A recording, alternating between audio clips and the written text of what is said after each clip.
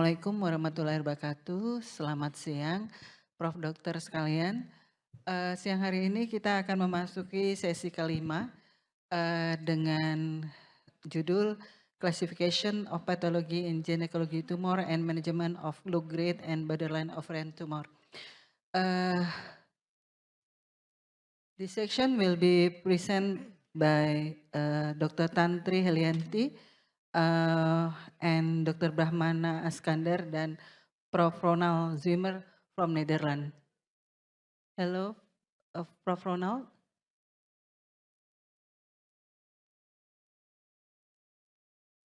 Okay, Prof. Ronald has joined with us. Yes.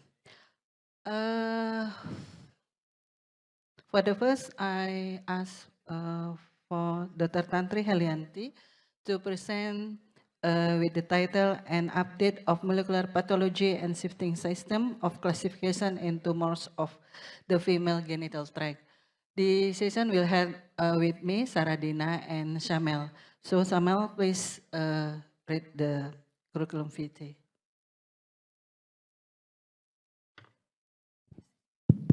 Okay, thank you, Dr. Saradina. Our first presentant is Dr. Tantri, come from Jakarta with pathology. We'll have, is there any curriculum vitae for Dr. Tantri? Dr. Tantri is staff from the Indonesian University on Jakarta with materi with an update of molecular pathology and shifting system of classification in tumor of the female genital tract. Dr. Tantri, education, medical doctor, medical pathology specialist from University of Indonesia in 2013, and then consultant for anatomical pathology in College Anatomical Pathology in 2019. She has many research, and one of them is about the gynecology cancer. Please welcome Dr. Tantri, time is yours.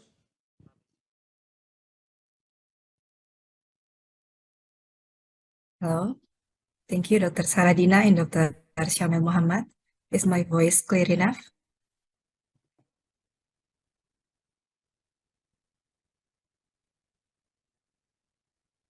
Halo?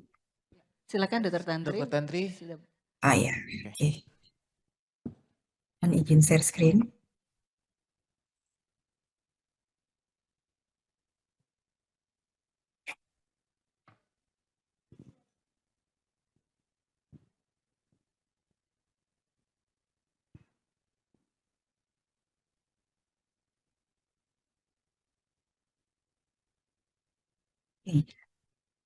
Good afternoon, Professor and Doctor.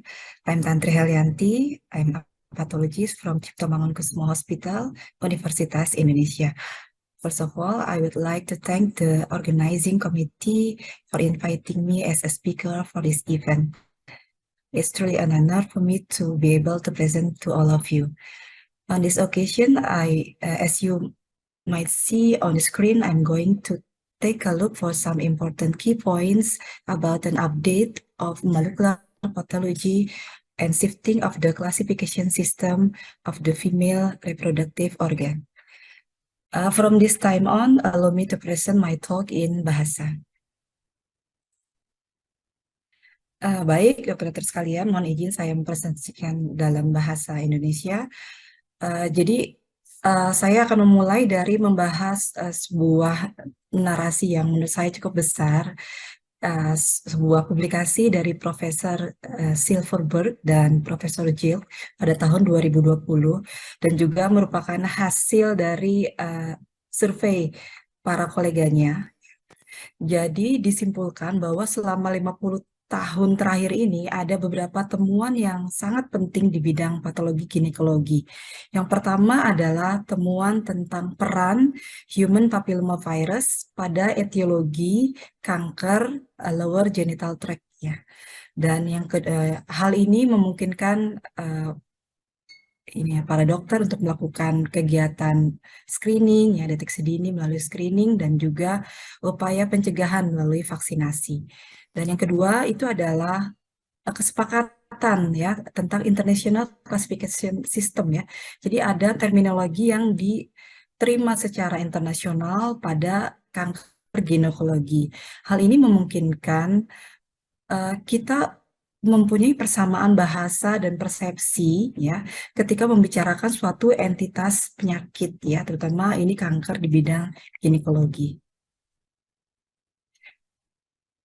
Untuk klasifikasi tumor ginekologi sendiri ya seperti pada tumor-tumor lainnya, kami mengacu pada klasifikasi WHO yang saat ini telah memasuki buku klasifikasi kelima ya.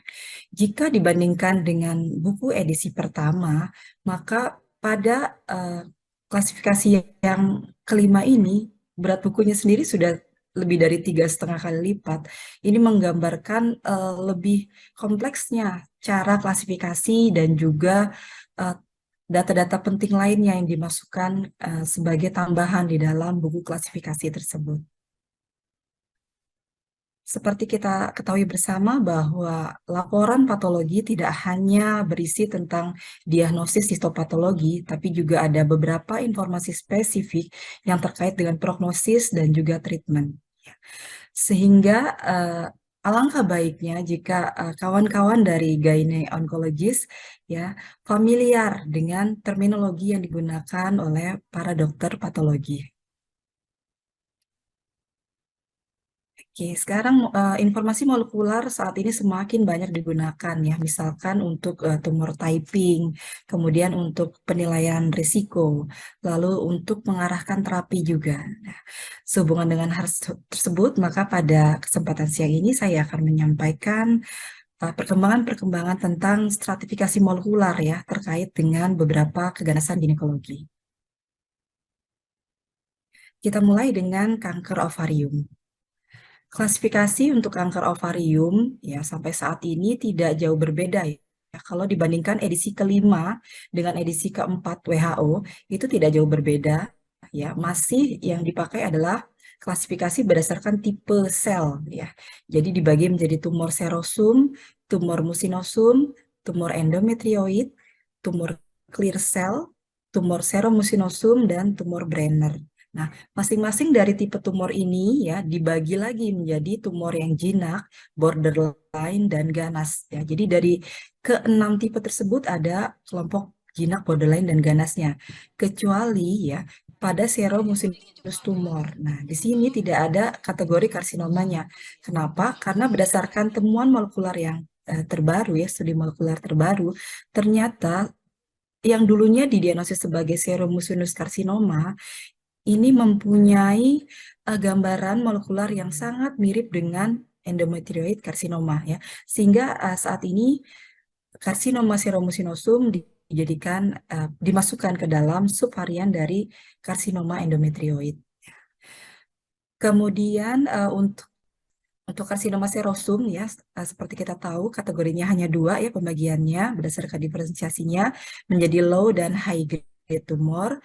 Nah, kemudian untuk karsinosarkom, dulu dokter PA dan mungkin juga sejawat klinisi di sini tahu bahwa karsinosarkom ini adalah malignant mixed Mullerian tumor gitu ya. Jadi dianggap sebagai tumor campuran antara epitelial dan mesenchymal. Tapi ternyata berdasarkan studi molekularnya, karsinosarkom ini lebih cocok dengan profil karsinoma gitu.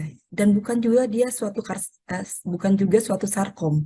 Jadi dia pure karsinoma ya, tapi yang telah mengalami malignant epithelial and mesenchymal transition ya, sehingga memiliki gambaran morfologi ke arah-arah sarkom juga ya. Sehingga untuk karsinosarkoma terapi definitifnya ya untuk sejawat klinisi sesuai dengan karsinoma. Pada tahun 2016 ya, Profesor Kurman dan Si mengemukakan istilahnya ini ya revisi tentang zaman dulu ada model ovarian carcinogenesis ya, type 1 and type 2. Nah, di tahun 2016 ini mereka mengajukan suatu revisi yang di dalamnya berisi tentang perluasan juga. Ya, secara umum pembeda antara kanker ovarium tipe 1 dan tipe 2 adalah pada tipe 1 ini dia secara genetik ya lebih stabil ya dibandingkan dengan tumor-tumor yang tipe 2. Nah, kemudian tumor tipe 1 sendiri dibedakan menjadi 3 kelompok ya, yaitu pertama yang terkait dengan lesi endometriosis, yang kedua terkait dengan lesi di tuba, dan yang ketiga itu terkait dengan tumor germ cell dan transisional ya. Pada umumnya tumor tipe 1 ovarium ini adalah tumor yang low grade kecuali pada clear cell carcinoma ya. Semua clear cell carcinoma ovarium ini consider high grade ya. Jadi tata laksananya sesuai dengan high grade tumor. Nah, di sisi lain untuk tumor tipe 2 ternyata tidak jauh berbeda dengan yang sebelumnya ya. Jadi ini dominasinya adalah high grade serous carcinoma. Ya, walaupun ada juga nih karsinosarkoma dan andif karsinoma. Namun memang proporsinya ya secara frekuensi sangat kecil. Nah, yang baru apa? Yang baru adalah untuk high grade serous carcinoma ini saat ini sudah bisa dibagi menjadi subtipe histologiknya lagi dan juga subtipe molekular ya. Namun untuk subtipe molekular ini ya, menurut artikelnya, ini belum diketahui apakah perbedaan subtipe molekular ini berbeda juga secara perangai biologiknya. Namun yang sudah diketahui adalah dari subtipe histologik ya. Kita bagi menjadi 2 untuk high grade serous carcinoma. Pertama adalah high grade serous carcinoma yang usual type. Ini lebih sering terkait dengan lesi serous tubal intraepithelial carcinoma atau STIC ya, yang kemudian menyebar sebagai lesi yang tumbuh di ovarium dan juga organ ekstra ovarian. Dan mungkin hal ini bisa menjelaskan kenapa untuk high grade serous carcinoma kok sering sekali stadiumnya sudah tinggi gitu ya. Nah, kemudian yang tipe histologi kedua adalah set varian ya. Jadi ini bisa menyerupai gambaran endometrioid maupun transisional. Jadi serusnya serus yang lebih sulit gitu ya. Nah, untuk yang tipe set varian ini ternyata dia lebih sering terkait dengan mutasi BRCA ya atau adanya metilasi pada gen promoter dari BRCA1. Ya, studi dari Soslow et al. Di sini mengemukakan sekitar 30-40% kasus high grade serous carcinoma ini terkait dengan mutasi kelainan pada BRCA ya, kelainan pada BRCA1 atau BRCA2. Entah itu dari mutasi yang bersifat germline, somatik, atau tadi yang saya sebutkan sebagai metilasi pada promoter BRCA1 ya. Nah, karena tes BRCA ini mahal ya, tadi Dokter Brahmana juga sudah menyampaikan untuk tesnya aja mahal gitu. Kemudian terapinya bagaimana lebih mahal lagi ya biasanya. Nah, jadi sudah diteliti ada beberapa gambaran morfologi ya. Jadi dari slide HE-nya bisa nih digunakan untuk memprediksi kira-kira ini tumornya ada atau tidak sih kelainan di BRCA-nya. Apakah gambaran yang bisa membantu kita? Untuk BRCA1 ya, kelainan di BRCA1 ternyata katanya gambaran morfologinya itu yang set tadi, set varian ya. Kemudian mitosisnya banyak, lalu tumor infiltrating limfositenya banyak, dan kemudian nekrosisnya juga ya biasanya luas. Sedangkan untuk tumor yang BRCA2 ya sama juga, jadi set varian juga ya secara morfologi, namun biasanya tumor infiltrating limfosit dan nekrosisnya itu jarang ditemukan ya. Jadi TILS-nya rendah dan nekrosisnya jarang. Ya. Nah, kemudian Soslo juga mengemukakan cara nih ya, clue untuk dokter patologi membantu memprediksi kira-kira nih kalau dibuat algoritma seperti ini, digabungkan antara temuan arsitekturnya, lalu nekrosisnya, lalu mitosis atau TILS-nya, maka yang mana yang akan menggambarkan mutasi BRCA1 ya, abnormalitas BRCA1 dan mana yang tidak sama sekali. Jika tidak ada dari ketiga kriteria ini ditemukan, maka itu lebih sering yang non-BRCA associated. Baik, kita beralih pada karsinoma endometrium. Oke. Secara klasik karsinoma endometrium dibagi menjadi 2 tipe. Yang pertama adalah tipe 1 ya, dan yang selanjutnya adalah tipe 2 ya. Karsinoma tipe 1 ini umumnya terjadi pada wanita wanita perimenopause, kemudian BMI-nya tinggi, estrogennya juga tinggi, lalu secara histologi itu endometrioid type, ya, dan prognosisnya baik. Sedangkan pada karsinoma tipe 2, biasanya ini pada wanita yang postmenopause dengan BMI yang tidak meningkat, ya, biasanya normal-normal saja, tidak ada hubungannya dengan kadar estrogen. Untuk tipe histologiknya biasanya yang serus dan prognosisnya buruk. Nah, kemudian ini adalah klasifikasi untuk tahun 2020 ya. Jadi di sini bisa terlihat untuk karsinoma endometrium dibagi menjadi tipe endometrioid ya dan non. Nah, untuk tipe endometrioid sendiri ternyata dia bukan satu entitas saja, melainkan kalau secara molekuler itu ada berbeda-beda ya. Nanti saya jelaskan. Nah, secara umum untuk penegakan diagnosis karsinoma endometrioid yang low grade ya atau yang VIGO grade 1, grade 2 itu tidak ada masalah ya umumnya. Namun akan menjadi masalah kalau ini tumornya yang tipenya high grade. Misal VIGO grade 3 endometrioid karsinoma, kemudian serous karsinoma atau clear cell karsinoma. Nah, biasanya ini ada overlapping antara gambaran histopatologik dan juga molekularnya ya. Nah, sehingga ya dibutuhkan adanya suatu cara bagaimana sih menyelesaikan, mengira-ngira yang lebih cocok gitu ya. Jadi ini dari International Society of Gynecology Pathologist sudah ada rekomendasi ya yang dikeluarkan untuk tumor-tumor yang high grade. Bagaimana dokter PA dianjurkan tahapannya untuk mendiagnosisnya ya agar lebih tepat. Nah, sebelumnya apa sih yang menjadi masalah ya? Hal lain itu sebelumnya itu sudah pernah dilakukan penelitian, ini melibatkan 3 expert ginekologi patologi ya dari 3 area yang berbeda. Jadi ternyata kesesuaian diagnosis pada 56 kasus high grade endometrial cancer itu rendah ya, jadi hanya 62,5%. Nah, bayangkan kalau ini ingin dijadikan suatu basic terhadap suatu penelitian bersifat klinis atau obat, maka ketidakseragaman diagnosis ini akan menjadi masalah. Ya, disitulah pentingnya ada tools lain yang untuk membantu penegakan diagnosis. Nah, pada tahun 2013, TCGA ya telah mengeluarkan yang namanya hasil penelitian tentang Integrated Genomic Characterization of Endometrial Carcinoma. Nah, ternyata pada penelitian ini, kanker endometrium itu bukan cuma 2 tipe, tapi ternyata ada 4 subtipe molekular, yaitu ultramutated, hypermutated, copy number low, dan copy number high. Ya, untuk tipe yang hypermutated, ini adalah kelompok-kelompok yang mempunyai angka mutasi ya kekerapannya itu 10 kali lipat dibandingkan dengan kelompok copy number ya. Dan ada MSI ya. Jadi ada defisiensi dari fungsi MMR-nya. Ya, kemudian untuk kelompok yang ultramutated ini memiliki mutasi yang sangat tinggi ya. Ini sampai lebih dari 100 kali lipat dibandingkan dengan kelompok copy number ya. Di sini ada pada kelompok ini terlihat ada mutasi POL.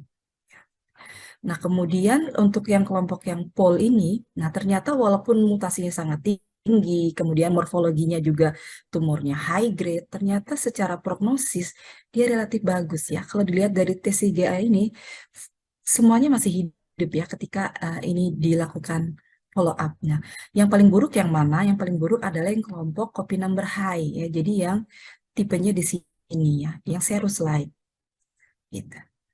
Nah, untuk kelompok yang copy number low, ini bisa kita analogikan dengan tipe 1 kanker endometrium pada klasifikasi sebelumnya.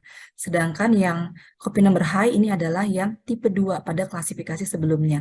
Namun di sini bisa kita lihat bahwa sekitar 30% dari kasus kanker endometrium tidak bisa kita kategorikan dalam yang ini tipe copy number low atau high karena mereka ada di kelompok POL dan MSI ya, sehingga klasifikasi menjadi 2 kelompok besar itu tidak bisa diterapkan sebenarnya pada kanker endometrium.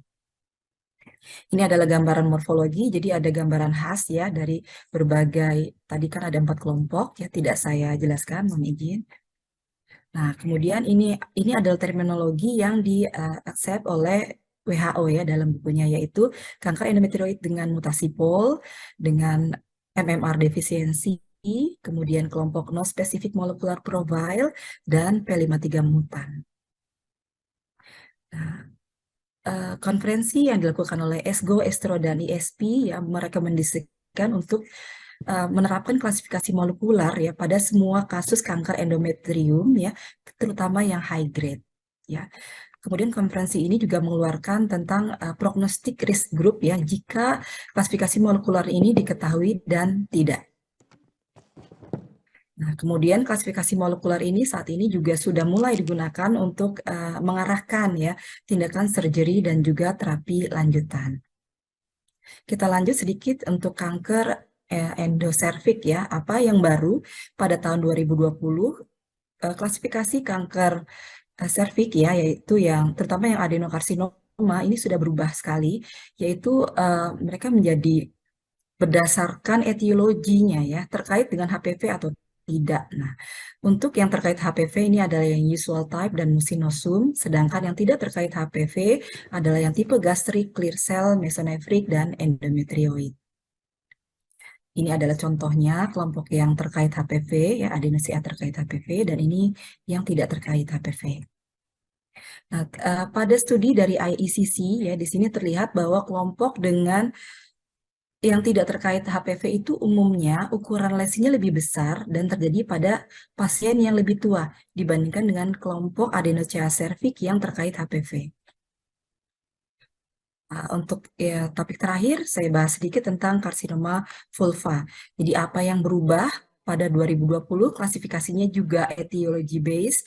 Jadi untuk KSS ya paling sering kan KSS di vulva itu digolongkan menjadi terkait HPV dan tidak. Yang itu dinyatakan berbeda prognosis ya. Jadi untuk KSS yang tidak terkait dengan HPV biasanya terjadi pada wanita yang lebih tua ya. Ini terkait lichen sclerosus, ini adalah lesi prekansernya. Biasanya ini tipe yang berkeratin ya. Lalu tipe yang berkeratin, kemudian ini adalah kurang berespon terhadap radiokemoterapi dan juga prognosisnya lebih buruk dibandingkan dengan yang HPV associated. Nah, kemudian yang HPV independen ya, perlu kita golongkan lagi menjadi sub ya, menjadi sub P53 mutan atau tidak. Kenapa? Karena yang P53 mutan ini ternyata yang paling buruk ya prognosisnya dan tumornya juga yang paling high grade ya. Untuk yang P53 wild type ya, kelompok yang HPV independen ini prognosisnya intermediate. Kemudian ini penelitian lanjutan dari Tessier. Mereka tuh mendapatkan gambaran-gambaran IHK tertentu untuk mewakili gitu ya gambaran nanti pada pemeriksaan mutasinya itu ada mutasi P53 atau tidak ya. Ini adalah gambaran mikroskopik pada IHK-nya. Baik, untuk kesimpulan WHO 2020 mengendorse kita untuk menggunakan klasifikasi molekular ya bersama parameter klinis pada kanker endometrium dan juga klasifikasi yang berdasarkan etiologi pada kanker endoservix ya adenokarsinoma endoservix dan juga KSS vulva untuk mengakses prognosis secara lebih akurat dan juga untuk kepentingan manajemen klinisnya. Lalu ada beberapa antibodi yang bisa kita gunakan sebagai surrogate marker ya untuk pemeriksaan molecular profile-nya melalui pemeriksaan IHK dan kombinasi dari gambaran morfologi ya per HE ternyata bisa memprediksi beberapa kasus ya misalnya high grade serous carcinoma ovarium yang dia punya mutasi BRCA misalnya. Kemudian berbagai tipe karsinoma endometrium tadi juga bisa. Lalu pembedaan antara HPV associated dan HPV independent dari cervical adenokarsinoma dan KSS vulva. Terima kasih. Ya, terima kasih Dr. Tantri Helianti, cukup baik presentasinya memberikan pencerahan bagi kita semua bahwa untuk klasifikasi sudah terbagi banyak yang baru untuk klasifikasi berdasarkan molekular patologi. Ya, selanjutnya kami mintakan dari Dr. Brahmana Askandar untuk membawakan presentasi dengan judul Management of Low Grade Serous Ovarian Cancer. Kepada Dr. Brahmana, kami persilahkan.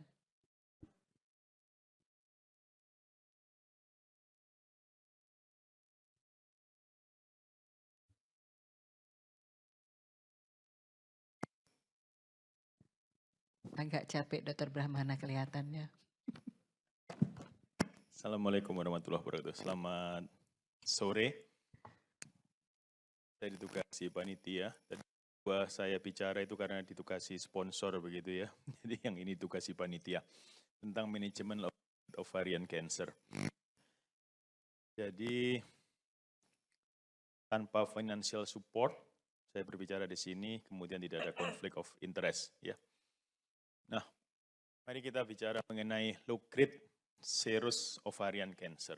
Jadi kalau kita ngomong tentang epitelial, itu jenisnya garis besarnya ada 4 ya.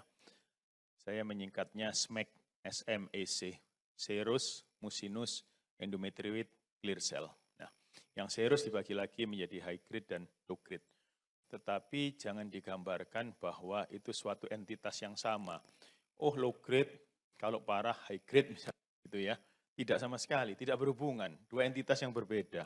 Low grade LGSOC dengan high grade itu sesuatu yang berbeda. Ya, nanti kita lihat ya. Nah, low grade itu berhubungan dengan borderline ovarian tumor. Bahkan kalau borderline ovarian tumor itu kambuh, begitu ya, itu 60%-nya berupa low grade serous ovarian cancer, begitu. Nah, kalau dulu kita mengenal borderline ovarian tumor ada yang dengan invasif implan begitu ya. Nah istilahnya sudah diganti ini, low grade serous ovarian cancer begitu ya. Nah yang beda lagi kalau pada high grade itu mutasi utamanya misalnya TP53, P53, tetapi justru pada yang low grade bukan P53, tetapi mutasinya KRAS, BRAF dan lain-lain sebagainya. Jadi message-nya adalah low grade dan high grade sesuatu yang berbeda. Jadi tidak adik kakak begitu ya mereka ya. Nah, borderline bisa berubah menjadi low grade serous ovarian CA. Jadi sudah menjadi CA bukan lagi borderline ya. Kemudian kalau recurrent bisa berwujud dengan low grade serous ovarian cancer dari borderline ovarian tumor ya. Nah, insidence-nya itu sebetulnya 50 kalau kita lihat ya. Serous itu 50% dari semua epitelial ya, serous itu 50%, kemudian low grade serous ovarian cancer ya sebagian kecil 5%. Makanya susah mencari ahli low grade begitu ya, karena jarang kasusnya ya, termasuk yang jarang dibanding yang high grade. Nah, tadi ada yang mengatakan stadiumnya dini, tapi data mengatakan banyak yang stadium lanjut pada yang low grade. Nah ini kita lihat di sini ya, tadi sudah mengatakan kalau yang low grade itu tipe 1, tapi kalau yang high grade itu tipe 2. Jadi bukan saudara mereka itu ya, low grade sama high grade itu totally different story ya. Nah umurnya yang low grade itu lebih muda ya, around 50, yang satunya 65 begitu ya. Nah kemudian yang satu KRAS, yang satu P53 ya. Yang perlu diingat message dari slide ini adalah satu slowly growing, tetapi apapun dia CA, begitu ya. Nah karena slowly growing, ya berarti lebih resisten terhadap kemoterapi. Nanti kita lihat berikutnya. Ya.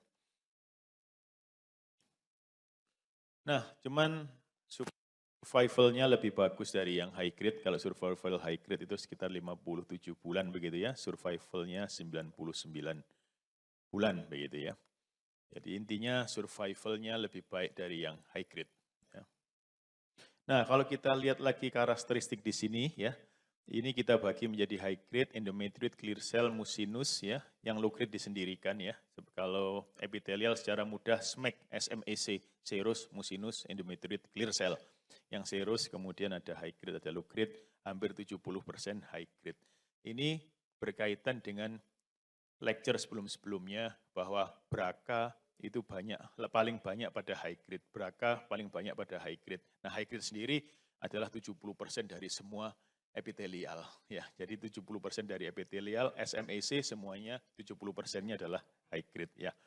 prognosis high grade itu poor ya. Kemudian kalau low grade intermediate ya. Klasifikasi intermediate ini yang agak abu-abu begitu ya.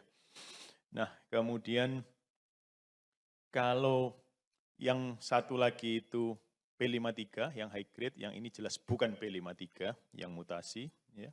Kemudian kalau kita lihat typical stage at diagnosis 80% high grade itu pada advanced stage ya seperti yang kita alami selama ini ya. Kemudian kalau yang low grade yang paling kanan itu typically advanced stage ya. Jadi memang sebagian besar adalah advanced stage. Nah, diagnostik nanti Dr. Tantri mungkin lebih ahli begitu ya, membedakan antara low grade dan high grade karena ada kriteria-kriteria sendiri tentang mitosisnya dan lain-lain, saya tidak akan bahas ya. Nah ini sebetulnya treatmentnya ya, apa sih benar-benar beda treatmentnya? Ternyata enggak. In the majority of center, low grade serous ya sama treatmentnya ya. Cuman dalam hal kita mempertimbangkan, misalnya kita ini ragu ya, saya ini kasus recurrent. Kemudian sebetulnya bisa dioperasi nih, isolated recurrent. Saya cenderung kemo, apa saya cenderung debulking? Jawabannya kalau low grade, debulking. Mungkin ini jadi pertimbangannya. Kenapa? Karena mindset kita low grade, low chemosensitivity. Ya, low grade lebih resisten kemoterapi. Sehingga lebih mengandalkan pisau. Begitu ya. Jadi ini sebetulnya message-nya. Ya. Nah, low grade ovarian cancer relatively chemoresistance. Ya. Bahkan chemoresistant ditunjukkan dalam beberapa setting. Mau neoadjuvan, mau adjuvan, mau untuk recurrent, memang sensitivity-nya tidak setinggi high grade. High grade itu response rate-nya sampai 80% high grade itu terhadap taksan dan platinum. Ya. Tetapi kalau low grade sangat tidak responsif. Ya. Nah, surgery-nya apa? Kalau surgery-nya sih sebetulnya sama saja dengan yang high grade, ya sebisa mungkin residunya zero, gross residu. Selnya zero nggak mungkin, tetapi residunya zero. Putus-putus ini. Nah, bagaimana debulking, interval debulking, diberikan kemoterapi, hati-hati.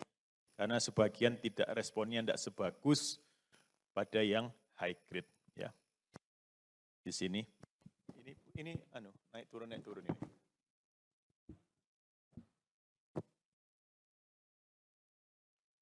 Nah, tetapi responnya sama seperti high grade, yang residunya lebih kecil, maka responsnya lebih bagus. Sehingga apapun extensive surgery tetap sebagai patokan kalau bisa mencapai gross residunya zero. Ya. Apalagi low grade. High grade saja demikian, apalagi low grade. Kenapa?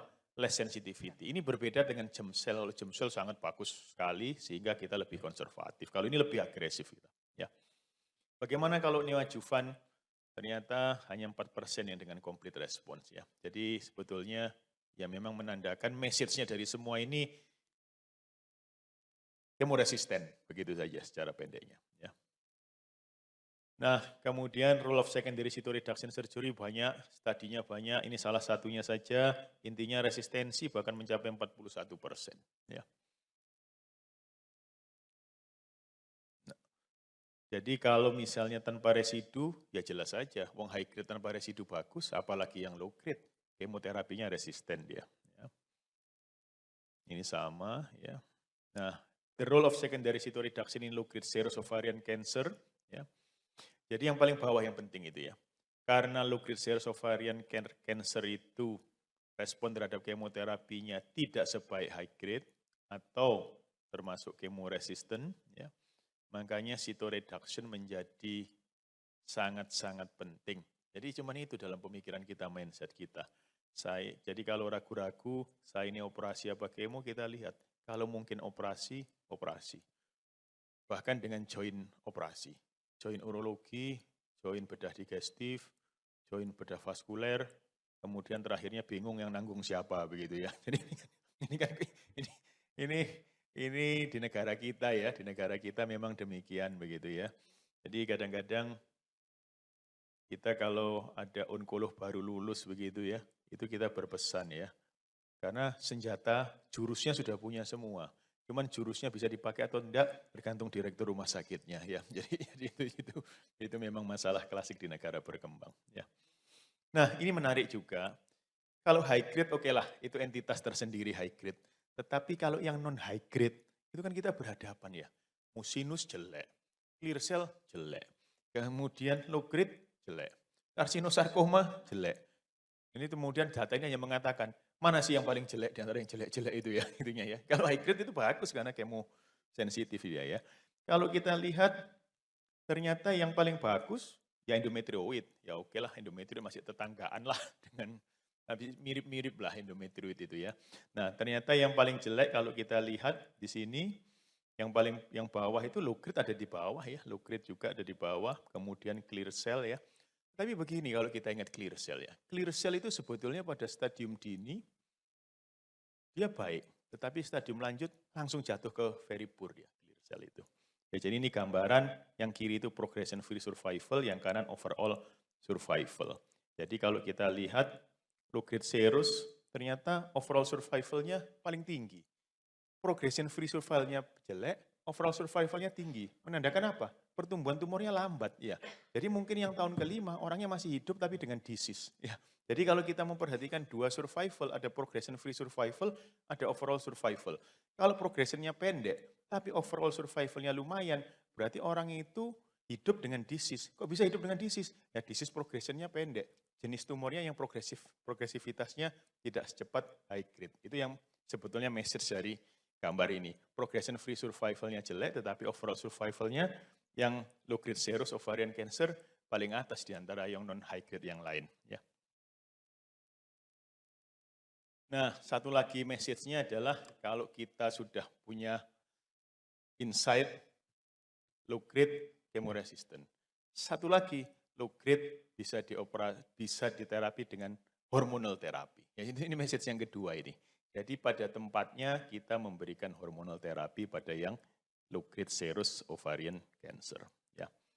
Dibanding yang high grade ya, tempat low grade untuk hormonal terapi jauh lebih baik dibanding yang high grade. Ya. Nah, nanti macam-macam apakah saya perlu mengetes IR-PR-nya dulu dan lain-lain, ternyata data mengatakan bahwa pada yang IR-PR-nya positif, itu jauh lebih baik dibanding IR-PR-nya negatif kalau diberikan pada low grade serous ovarian cancer. Ya kalau ini masuk akal, kalau IR-PR-nya positif diberikan misalnya hormonal terapi dan lain-lain mungkin lebih baik. Ya. Kita lihat. Nah ini contoh yang bisa diberikan ya dalam satu penelitian macam-macam itu bisa diberikan letrozol, anastrozol, tamoxifen, leuprolid asetat, bahkan kombinasi leuprolid asetat plus letrozol, leuprolid asetat plus tamoxifen. Ya nanti regimennya bisa googling sendiri ya, sangat banyak regimen untuk hormonal terapi pada low grade serous ovarian cancer. Ya. Nah ternyata dibandingkan yang kemudian diobservasi saja setelah operasi sama diberikan hormonal terapi, ternyata yang diberikan hormonal terapi lebih baik PFS-nya progression free survival. Ya. Tapi ternyata overall survival-nya sama, jadi memprolong remisi. Jadi NCCN tetap memberikan, kalau 1C tidak ada standar approach-nya, ya. Kalau 1C bisa observasi, bisa taksan bulan platinum kemoterapi, bisa monggo saja. Kalau saya tidak ngasih kemo, saya ngasih hormonal terapi, sah-sah saja pada low grade serous ovarian cancer. Ini yang berbeda dengan high grade serous. Tidak ada tempatnya, hanya hormonal terapi only. Kalau high grade serous, kemudian diberikan kemoterapi. Tapi kalau low grade serous ovarian cancer, bisa diberikan pasca operasi 1C, diberikan hormonal terapi. Nah, kalau stadium 2 dan 4 ya sama, kemudian operasi gross residunya 0 dan diberikan taksan dan platinum untuk 6 cycle begitu ya. Jadi tidak berbeda karena sebanyak center juga mengatakan memberikan terapi yang sama ya. Sama. Nah, jadi kalau untuk manajemen recurrent or metastatic disease bisa secondary cytoreductive surgery, kemoterapi atau endocrine terapi. Jadi kalau sesuai urutan kalau bisa selama bisa operasi, operasi karena dia itu kemo resisten. Yang kedua, antara kemo versus endokrin, pilih mana? Nanti kita diskusi sama pasien karena endokrin terapi tidak lebih inferior dibanding kemoterapi. Ya. Kalau secondary steroid nggak usah dibahas karena pasti, ya. lebih baik operasi kalau residunya apalagi bisa 0. Ya. Nah ini kita lihat ya, overall response rate-nya kalau pada kasus recurrent diberikan kemo, itu yang platinum sensitif hanya sedikit ya. Jadi beda dengan high grade. Nah, kalau hormonal treatment pada kasus recurrent lumayan. Jadi boleh saja kalau kasus recurrent tidak diberikan kemo, saya memberikan hormonal terapi untuk memprolong remisi, masih ada manfaatnya. Nah ini kalau ini terapi canggih-canggih, ya kita belum, terus terang PNPK kita belum memasukkan MEK inhibitor dan lain-lain ya, obatnya juga belum ada di kita. Ya. Nah ini kita lihat bagaimana kalau bevacizumab pada low grade ya. Kita lihat di situ tidak ada data yang untuk mensupport penggunaan bevacizumab pada low grade serous ovarian cancer. Makanya tadi pada saat diskusi saya menanyakan sebetulnya ovarian cancer yang mana yang sebetulnya harus memasukkan bevacizumab di dalam penanganannya ya. Tapi salah satunya mengatakan pada low grade tidak ada data yang kuat untuk memberikan bevacizumab pada yang low grade serous ovarian cancer ya. Jadi konklusinya meskipun rare disease, kemudian yang kedua relatively chemoresistant ya, sehingga surgery adalah utama ya. Kemudian ada peran hormonal terapi. Jadi itu saja mungkin message tentang low grade serous ovarian cancer, slowly growing, makanya progression free survival-nya oke, pendek tetapi overall survival-nya paling bagus di antara non high grade yang lain. Mungkin itu message sekilas, nanti bisa detailnya dibaca sendiri, kurang lebihnya saya mohon maaf. Terima kasih, wassalamualaikum warahmatullahi wabarakatuh. Waalaikumsalam warahmatullahi wabarakatuh. Terima kasih Dr. Brahmana. Presentasinya cukup baik dengan memberikan informasi kepada kita semua bahwa low grade itu bukannya kakaknya dari high grade. Oke, selanjutnya the next presentation is from Netherlands for Professor Ronald. This is your time. Maybe Dr. Salman will be speak about the curriculum vitae. Please, Dr. Salman. Okay, thank you, Dr. Saradina. Prof. Ronald Zwimmer is from Netherlands, is a famous gynecology oncologist. Will talk about current update on the management of borderline ovarian tumor. This is also another interesting tumor that we have to talk today. Okay, Prof. Ronald, time is yours. Thank you very much. And thank you very much, Dr. Angi and Dr. Brahmana, for inviting me to speak at your first INAS meeting. Yes, okay.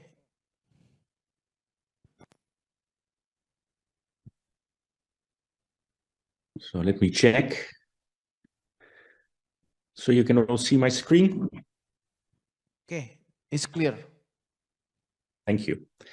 So I was asked to give a current update on the management of borderline ovarian tumors, and I have no conflict of interest, though I have some research funding but not related to borderline ovarian cancer.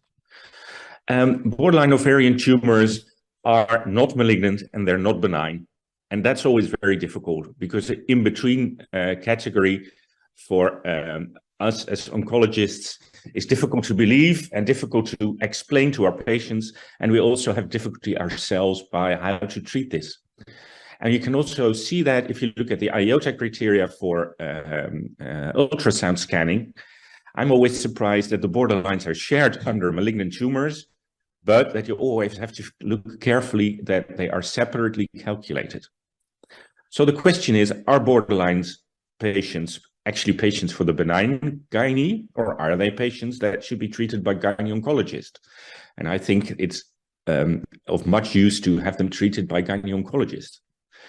The question is also, how about staging? Do we need to stage all these patients, and how about chemotherapy? So I'm going to try today to give you some insight into the current literature about this. It's already been said, it's been described the first time in 1929 as a semi-malignant tumor. And over the years, you can see that we've always had this difficulty of how to call this. The first FIGO that mentions a borderline tumor is not talking about semi-malignant, but talking about low-grade malignant. Nowadays, we mean something different with a low-grade malignant tumor. We found in the 2000s that BRAF and KRAS mutations are very prominent in at least serous borderline tumors.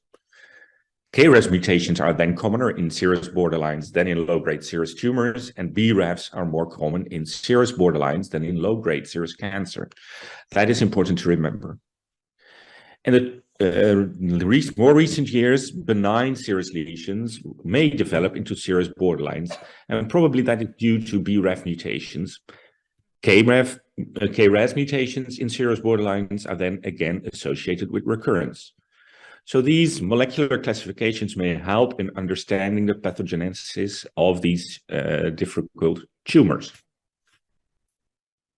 Of course, we need to remember that whatever we see on an ultrasound scan, a CT or an MRI, or during our operation, we may think it's a borderline tumor, but the pathologist will finally tell. And apart from the most common serous and mucinous types, we have to remember that there are also, and they're very rare, seromucinous, endometrioid, and also clear cell and Brenner borderline tumors with different and distinct presentations. I was asked to talk about the clinical management. And actually, the clinical management, of course, starts in the workup of an ovarian mass. And we use ultrasound, CT scanner, and tumor markers.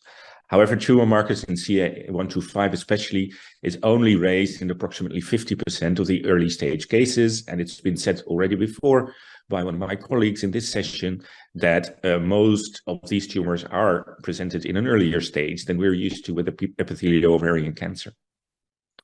So all these workups that we do, ultrasound, CT scan, and tumor markers, are not conclusive enough to differentiate between benign, borderline, and malignant. However, there are some quite specific features that may help us. On the ultrasound, we may see from serous borderline tumors cystic lesions with clear papillary projections. And borderline tumors are mostly recognized to be larger masses with internal septa, which may be thick. However, the overall sensitivity of ultrasounds is only 66%, and its specificity is 85%. So that is really relatively low. A nice review on serous borderlines was recently published by Sahin et al. And they also subdivide the serous and the mucinous borderline tumors on their aspect on, for instance, an MRI. And I think you will agree with me that if the tumor looks like this, we will probably all think as gynecological oncologists that this might be a borderline tumor and probably a serous one of this type. But more often, it's not as clear-cut as it is here, and an MRI may do a little bit better, but we still have the same problem. When we remove the tumor and a tumor of the sort that we just saw in the MRI scan, the gross examination may look like this. And again, if a case is like this, we will recognize it to be a borderline ovarian tumor, and in this case, a serous one.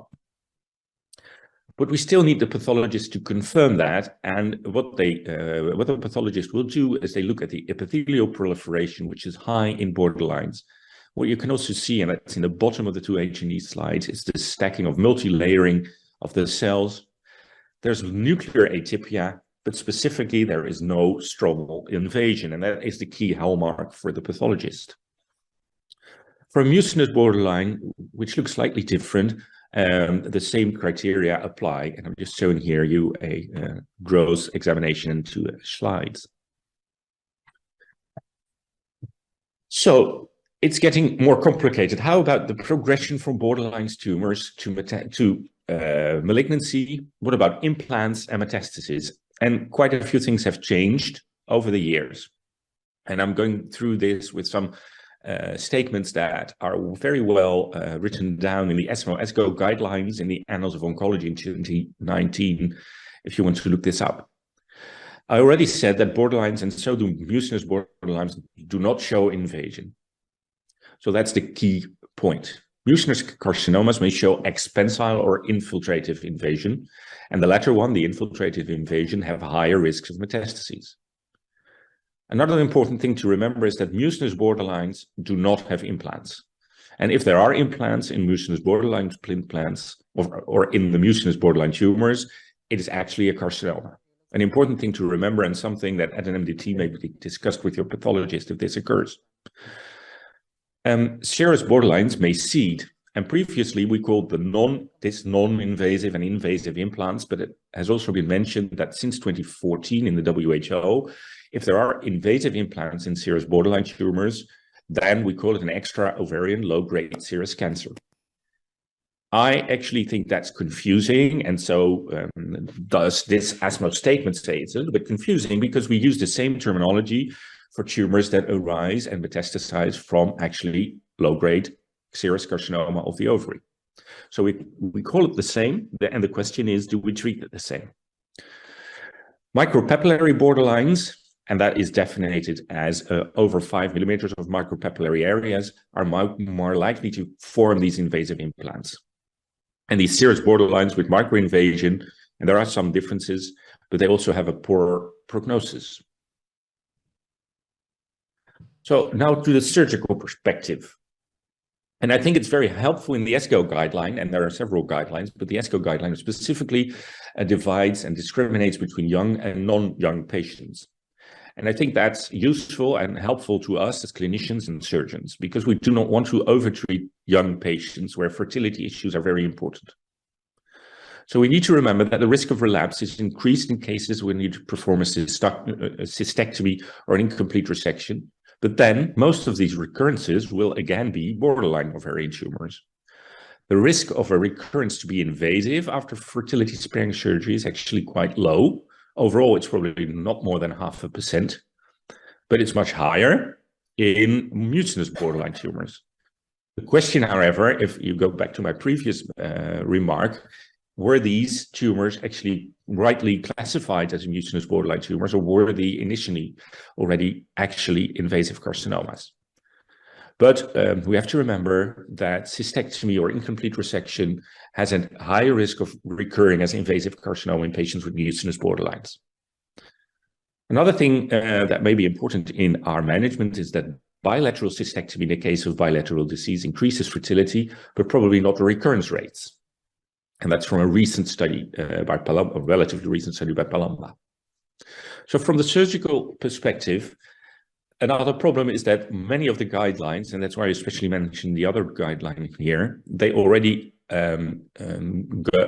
mention that it's a borderline tumor. And often when you're performing your surgery, you're not sure whether it's either a benign, a borderline, or a malignant case.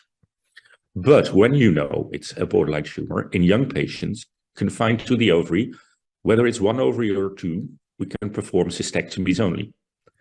But we have to consider to also perform biopsies and omentectomy for peritoneal stages in cases of the micropapillary low-grade serous cancers. There is really no indication, if you haven't done that, for secondary staging surgery, because there is no effect on the survival of the patients. Of course, in older patients, a BSO peritoneal staging with omentum and biopsies and with or without an hysterectomy is advised. If you're unsure at your diagnosis, for instance, when you have a frozen section that is inconclusive, and which may often happen when the tumors are larger, then it will be very difficult for the pathologist to take an adequate sample. We have to avoid spill, because in a later case, it may actually prove to be malignant. So I would advise to be conservative in your staging in young patients, especially with the lymph nodes, the contralateral ovary, and the uterus. Summarizing, I think it's better to undertreat clinically early stage invasive carcinoma and then restage than to overtreat these young women with borderline ovarian tumors. How about chemotherapy? Dr. Brahmana also talked about chemotherapy but then more in the low-grade cancers. That is still different. I think in case of a clear borderline tumor, and there's no doubt about low-grade serous carcinoma, there is no place for chemotherapy. But a low-grade serous cancer can be a borderline plus an invasive implant in the recent literature. Probably not, but in some cases, maybe there be a place for chemotherapy in these cases. If there are an invasive low-grade carcinoma originating from an original or low-grade carcinoma, not from a borderline, there is a place for chemotherapy. Especially be careful with the mucinous borderline tumors because they may be misdiagnosed initially as an invasive carcinoma. An invasive relapse may occur rarely, but then there is a place for chemotherapy. I wanted to show you a little bit of our own work that we did in when we cultured ovarian tumor organoids, which is a very interesting way of looking at these tumors and give you the opportunity to, in the lab, study the effect of different drugs by performing drug screens. And when you look at the green arrows here in this presentation, you see that within a set that we performed these organoid drug screen testing on, we also had a few borderline tumors, and you can see that their response to the chemotherapy in blue is the lowest of the whole set that we found. So again, proving the point that if there's a clear borderline tumor, they are very, very insensitive to whatever chemotherapy you will use. I would like to thank you and happy to be here, although not in person, but digitally, and hope that this will be a successful meeting to be repeated in the future. Thank you very much. Thank you, Prof. Ronald. Nice presentation from you. Audience, sekarang kita masuk ke sesi diskusi. Masih ada berapa lama waktunya? Masih ada, bisa 2 pertanyaan, silakan.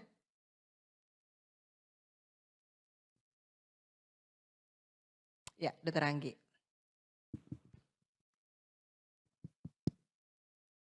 Hi, Professor Schimmer. This is Anggi speaking. I'm interested with your lecture. It's very interesting and enlightening.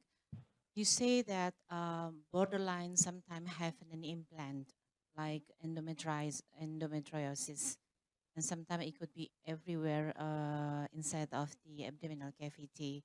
But you say that if you have an implant from the borderline, we call it is carcinoma. Is that correct or not? So in this, thank you. That is correct. Please, Professor, you may proceed. Maybe Dr. Anggi can repeat the question. No. I would like to hear from Professor Schimmer. His opinion. Okay, thank you for your question. And we have to realize that, of course, when there is a borderline tumor, and I heard you mention endometriosis, but I mean, besides endometriosis, when there is a lesion in the abdominal cavity and it proves to be an invasive carcinoma, and the original tumor in the ovary is clearly a borderline tumor, what has changed now is that we call the disease a low-grade cancer. So that has changed. Before, when we had an implant, we called it a borderline with an implant. But now when there's an implant, an invasive implant, combined with a borderline tumor, we call the entire disease a low-grade serous cancer. So that's the change of definition. You're right. Okay, so it is already carcinoma. And you say that the increasing of the CA125 is a very rare, less than 50%. Sometimes if you are using the IUTA-ACNEX model, we can see that more than 10 locules will show that it could be a borderlines of the tumor. But when we are using the CA125, as you know, you're already in Indonesia so many times, you will find that we have a very huge mass ovarian tumor that will, maybe it will give the effect of the increasing of the CA125 because the inflammations of the peritoneum. So in this situation, from the specific morphology ultrasonographic changings, we can see that this is a really borderlines, could be mucinous tumor, but if we put it the CA125, it will have a high increasing of CA125 because of peritoneal adhesions, and it will change into malignant. So in this situation, do you think we should use the CA125, which is strict to the ultrasonographic changes morphology? Thank you, Professor. Thank you, Dr. Anggi. That's an excellent question.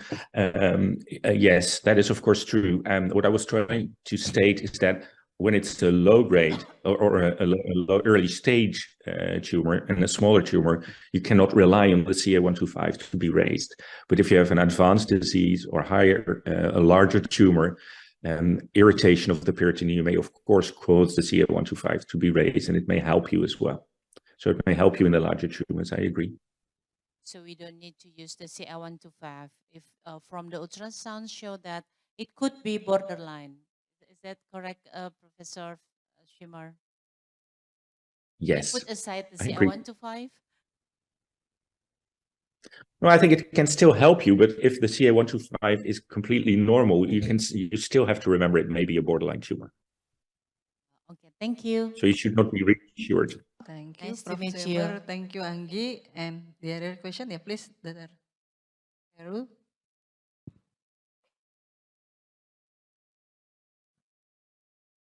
Assalamualaikum warahmatullahi wabarakatuh. My question is for Dr. Pramana, also to Professor Swimmer. There was several parameters based on the histopathologic examination to diagnose borderline ovarian tumor, like multi-layer epithel, and also there is no invasion to the stroma. Mean the basal membrane is still intact. My question is, several books said that we have to find a mitosis. And the second is the second question is, do we have to the cell is atypic or neoplastic cell? Prof. Swimmer tadi said that we found a atypic cell, not the anaplastic cell.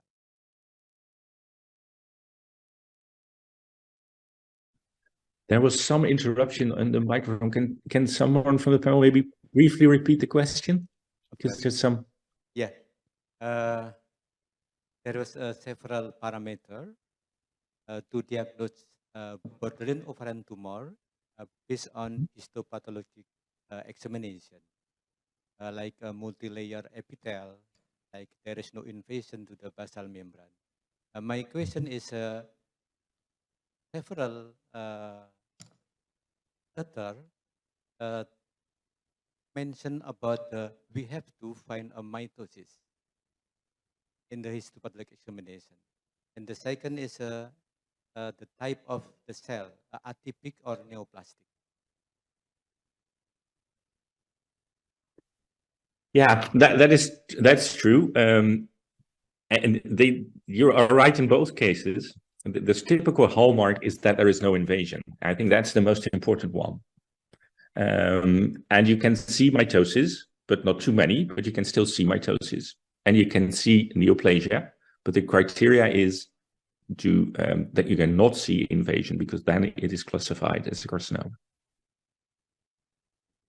Dr. Pramana?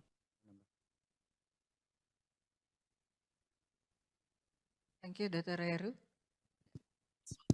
Okay, thank you, Dr. Heru. What was discussed, what was being discussed is Dr. Heru was asking about the nuclear atypia, mitosis, or something like that. Should we consider that parameter before diagnosing the ovarian tumor with serous ovarian cancer? I think in this session we have the expert from the pathology, Dr. Tantri, and then as I know that the nuclear atypia, of course, is one of the consideration, and also the number of the mitosis also one of the consideration, one parameter before diagnosing the low-grade serous ovarian cancer. But the exact parameter or criteria in diagnosing low-grade serous ovarian cancer, perhaps Dr. Tranti will have a better answers because she's an expert in pathology. If Dr. Tranti is still in this session, Dr. Saradina. Ya, mungkin Dr. Tantri bisa menjawab, silakan. Please, Dr. Tantri, you can answer it. Baik, izin menjawab. Tadi untuk tumor-tumor borderline, memang saya awali dengan membahas atipia, Dr. Iji. Jadi atipia itu sendiri adalah istilah umum ya yang menunjukkan bahwa sel yang sedang dilihat oleh patolog ini berbeda dengan sel normal gitu. Jadi atipia itu sangat luas rentangnya dari proses regeneratif misalnya ya In atipia English. karena radang. Dr. Sorry. Tamtri, maybe you can answer the question with English, not in bahasa. Okay. For atipia, it is